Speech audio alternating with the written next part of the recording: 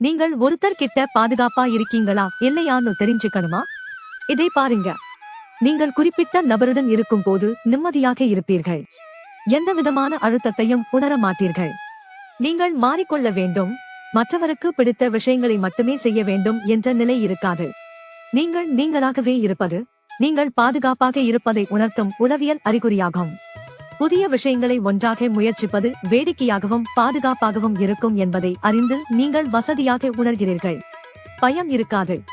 நீங்கள் யாரிடம் பாதுகாப்பாக இருக்க முடிகிறதோ அவர்களிடம் வெளிப்படையாக உங்கள் உணர்வுகளை தைரியமாக வெளிப்படுத்தலாம்.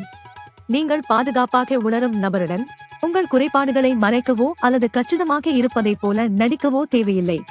நீங்கள் பாதுகாப்பாக சௌகரியமாக உணரும் நபரிடம் நேரடியாக நேர்மையாக பேசலாம். எந்த பயமோ பதட்டமோ இல்லாமல் உங்கள் மனதில் உள்ளதை நீங்கள் சொல்லலாம். விமர்சிக்காமலோ அல்லது புண்படுத்தாமலோ அவர்களின் ஆலோசனை அல்லது கருத்துக்களை நீங்கள் உள்வாங்குவது பாதுகாப்பு உணர்வை வெளிப்படுத்துகிறது. உங்கள் வாழ்க்கையில் உள்ள ஏற்ற இறக்கம், துக்கம், ஏமாற்றம், சந்தோஷம் என்று அனைத்தையும் பற்றி இயல்பாகவே அவர்களிடம் சொல்வது நீங்கள் பாதுகாப்பாக இருக்கிறீர்கள் என்பதை உணர்த்துகிறது.